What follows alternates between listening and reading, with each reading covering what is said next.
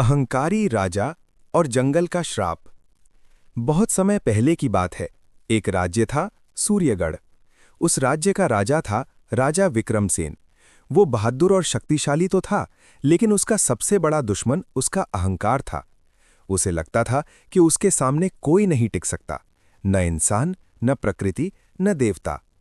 राजा विक्रमसेन को शिकार का बहुत शौक था। एक दिन उसने ऐलान किया, राज्य के उत्तर में जो घना जंगल है उसे साफ कर दिया जाएगा। वहां महल बनेगा और मैं वहां शिकारगाह बनाऊंगा। दरबार के बुद्धिमान मंत्री ने विनती की, महाराज, वो जंगल साधारण नहीं है। लोग कहते हैं कि वहां प्रकृति की आत्मा वास करती है। उस जंगल को नुकसान पहुंचाना ठीक नहीं होगा। राजा हंस पड़ा। श्राप व्राप सब बकवास है, कल ही सेना भेजो। अगले ही दिन पेड़ काटे जाने लगे, जानवर डरकर भागने लगे। तभी जंगल के बीचों बीच से एक रहस्यमयी वृद्ध प्रकट हुआ। उसकी आंखों में गहरी चमक थी।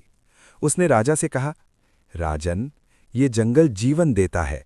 यदि तुम इसे नष्ट करोगे तो इसका मूल्य चुकाना पड़ेगा। राजा क्रोधित हो गया। इस बूढ़े को पकड़कर बाहर फेंक दो। वृद्ध ने जाते जाते कहा, याद रखना, जब तुम्हें अपनी शक्ति पर सबसे अधिक गर्व होगा तभी तुम सबसे कमजोर बनोगे। उस रात राजा को भयानक सपना आया। उसने देखा कि उसका महल टूट रहा है, सेना गायब है और वो अकेला उसी जंगल में भटक रहा है।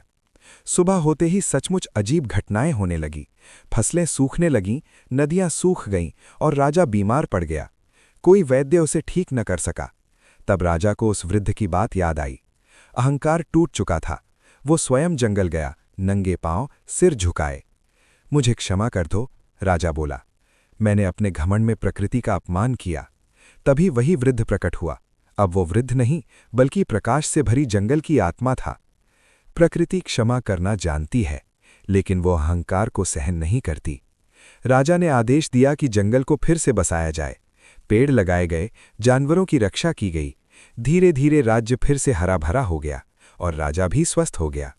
उस दिन के बाद राजा विक्रमसेन एक नया राजा बन चुका था। अहंकारी नहीं, बल्कि विनम्र। सीख: जो व्यक्ति प्रकृति और दूसरों का सम्मान नहीं करता, उसका पतन निश्चित है।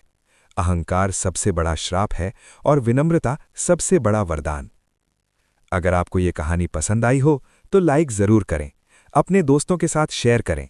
कमेंट में बताइए आपको क्या सीख मिली, और ऐसी ही कहानियों के लिए चैनल को सब्सक्राइब करना मत भूलिए।